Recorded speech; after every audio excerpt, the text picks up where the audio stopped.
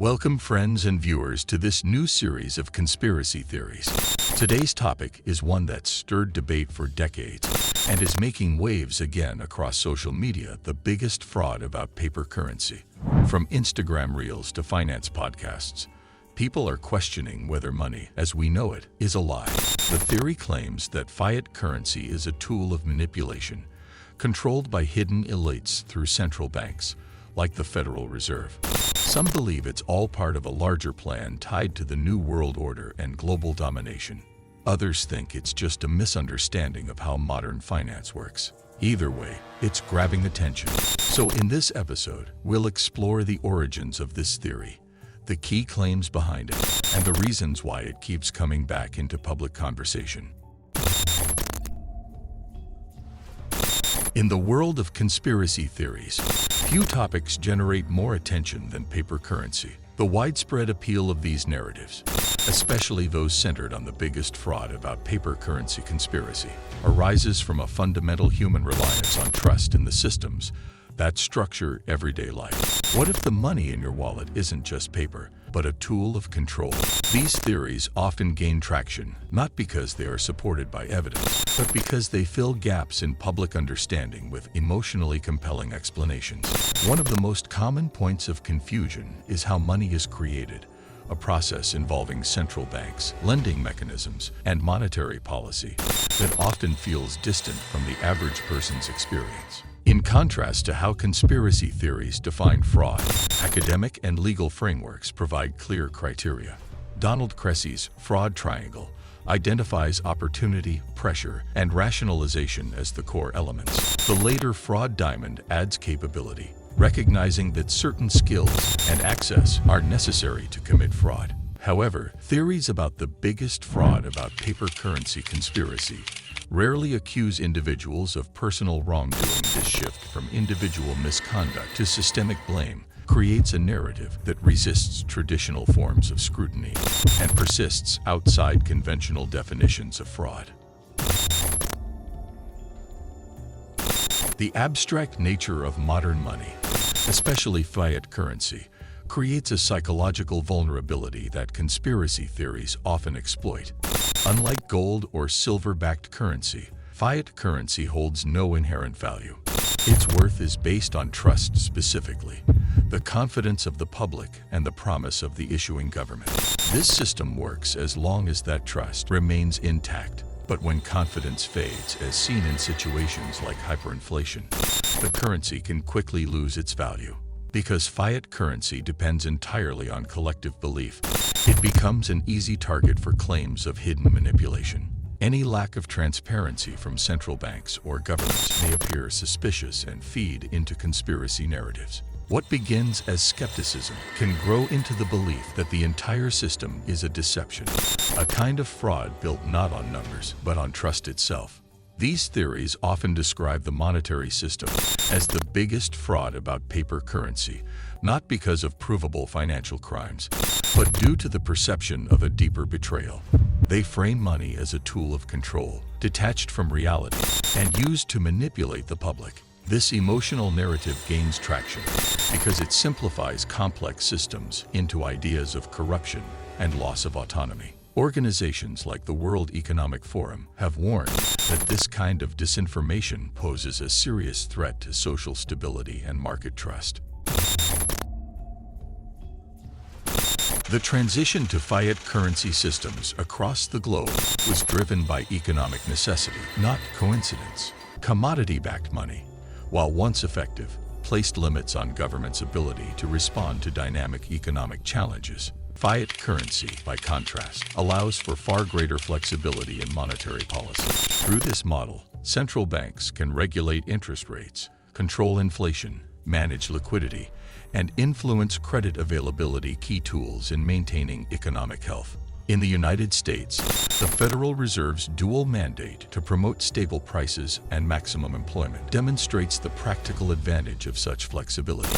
A major benefit of fiat currency is its efficiency. It's far less costly to produce than gold or silver money, and far easier to handle in daily commerce. Most importantly, it can be issued in quantities sufficient to support modern economic expansion. something that limited physical reserves could not sustain. However, this same flexibility is often misinterpreted by conspiracy theories as a flaw. These theories tend to conflate policy tools with manipulation, ignoring both the intent and structure of the system. They overlook the importance of central bank independence, which is designed to prevent political interference and ensure responsible monetary governance. Understanding the societal impact of fiat money is crucial.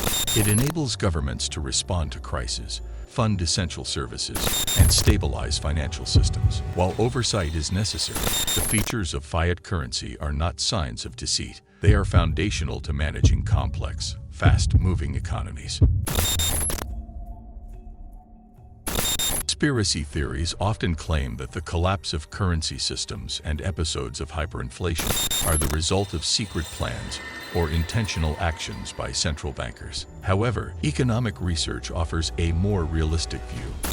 The primary cause of hyperinflation is an uncontrolled increase in the money supply that outpaces the production of goods and services. This imbalance leads to a sharp decline in the currency's value. Historical examples make this pattern clear. After World War II, Hungary experienced one of the most severe inflation crises in recorded history, where its currency lost nearly all of its value in a matter of months. Zimbabwe faced a similar collapse, eventually printing a $100 trillion banknote at the height of its economic breakdown. In 1923 Germany, a loaf of bread cost 3 billion marks. Imagine your life savings vanishing overnight. Earlier examples include the overuse of paper money in medieval China, Revolutionary France, and the United States during the 18th century.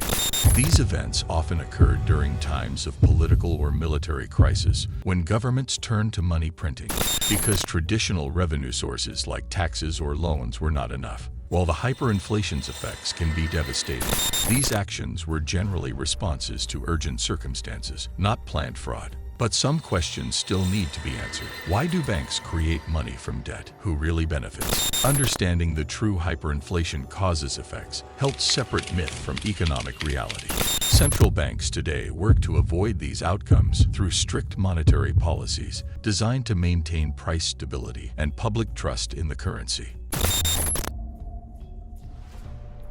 Many conspiracy narratives today focus not just on central banks or legal systems, but on the belief that fiat currency itself allows governments to act without limits. One version of the government fraud theory claims that when the United States left the gold standard in 1975 and adopted a fiat currency system, it opened the door to unlimited money creation. Figures like Tom Dupree argue that this shift led directly to financial abuse, unchecked spending, and systemic corruption, citing examples like post-Vietnam U.S. aid spending in Southeast Asia as early signs of broader fiscal negligence.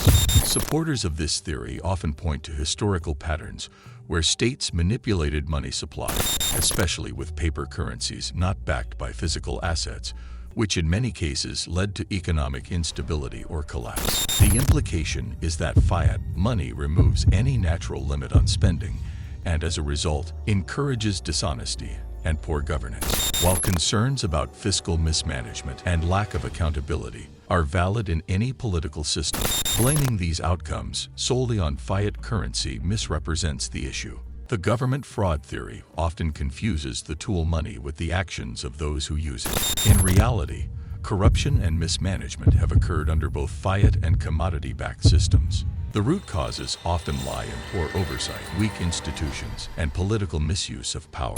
Strong governance, transparency, and legal accountability, not just monetary standards, are what determine the integrity and effectiveness of a financial system.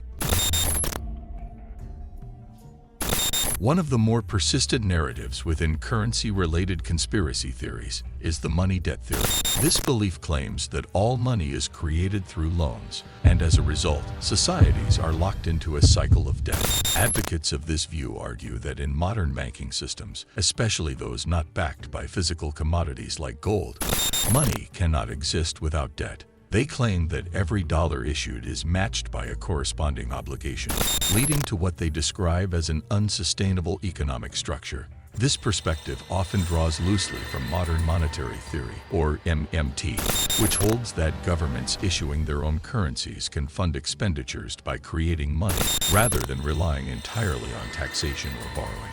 MMT maintains that government debt, in this context, reflects money spent into the economy that hasn't yet been taxed back. However, conspiracy narratives distort these economic principles. They frame money creation through credit as a form of financial enslavement controlled by powerful elites. One offshoot of this is the so-called strawman theory. According to this belief, every individual has two identities, a real, living person and a separate legal entity created by the state at birth. This theory falsely claims that governments use these legal identities to back financial deals and collect hidden funds. Fractional reserve banking is a central feature of modern financial systems. Under this structure, commercial banks are required to keep only a small portion of their customers' deposits as reserves, while the rest can be used to issue loans. When banks lend this money, it often gets redeposited into the banking system and loaned out again. This cycle allows the money supply to grow beyond the initial currency issued by the central bank.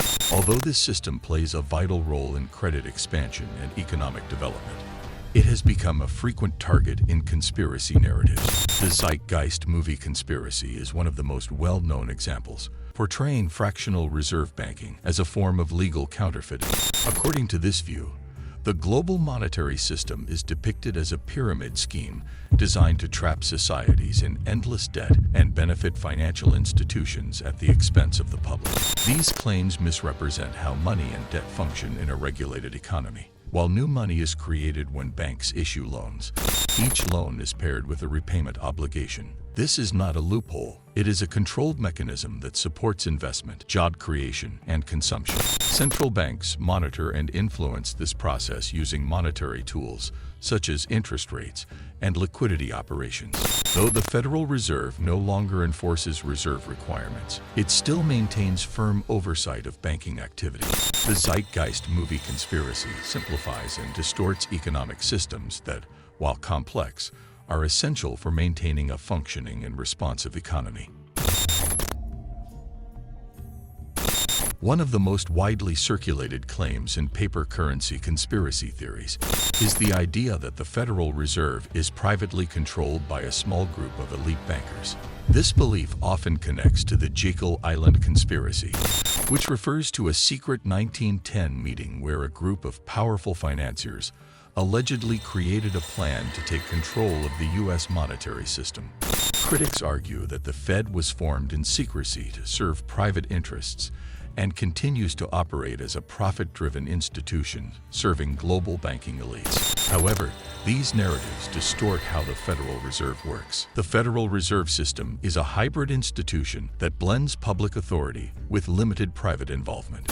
Member banks do hold stock in the 12 regional Federal Reserve banks, but this stock does not grant ownership in the traditional sense. It comes with no control over monetary policy and no claim to profits beyond a fixed dividend. After covering operating costs, the system transfers its remaining earnings directly to the U.S. Treasury. Nationally, the Federal Reserve is governed by a board of governors. These 7 members are appointed by the President and confirmed by the Senate, ensuring public accountability.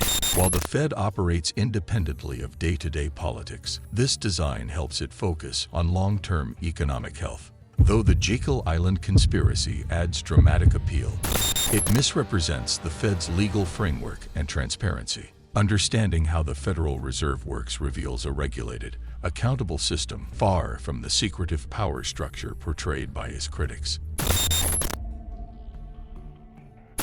The belief that paper money is linked to a system of global control is central to many conspiracy theories, especially those tied to the New World Order. These theories claim that a hidden group of powerful elites is working to form a single authoritarian world government. In this view, central banks and fiat currency are seen not just as economic tools, but as instruments used to influence nations and limit their independence. One of the most frequently cited institutions in this narrative is the Federal Reserve. Established in 1913, the Federal Reserve is the central banking system of the United States. It manages monetary policy, regulates banks, and stabilizes the economy by controlling interest rates and the money supply. However, conspiracy theorists argue that it operates independently of democratic oversight and serves the interests of global financial elites rather than the public. The Zeitgeist movie Conspiracy heavily focuses on this idea. Films like Zeitgeist, the movie, and The Money Masters suggest that international bankers use institutions like the Federal Reserve to manipulate economies and expand their influence. This theory is often tied to the broader movement of conspirituality, which blends anti-establishment views with alternative financial and spiritual beliefs. It reshapes complex global systems into claims of secret control.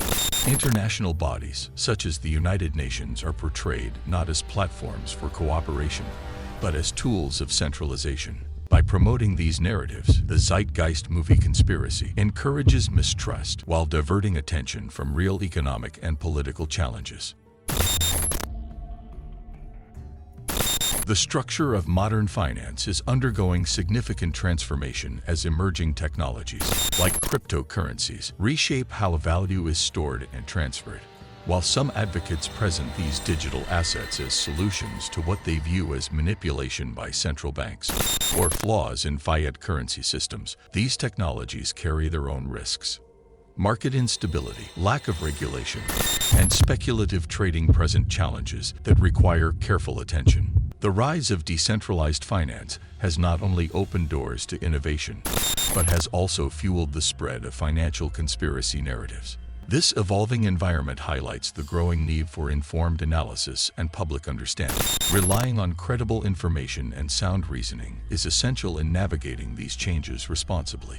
As societies confront real economic issues such as inflation control, stable growth, and long-term financial security, moving past unsupported theories becomes increasingly important. Misinformation remains a global concern, with institutions like the World Economic Forum identifying it as a serious risk to global stability. A well-informed public, supported by fact-based dialogue and educational efforts, is better equipped to respond to monetary challenges. Strengthening awareness around economic realities contributes to more resilient financial systems. By prioritizing accuracy and critical thinking, individuals and policymakers can focus on meaningful solutions and avoid being misled by speculation or unfounded claims. So, is paper currency a scam or a necessity? Comment your take below. Next episode, we will discuss more controversial topics. Thanks for watching this episode of Conspiracy Theories. Stay curious, stay informed, and don't forget to like, share, and subscribe for more deep dives into the world's most talked about theories.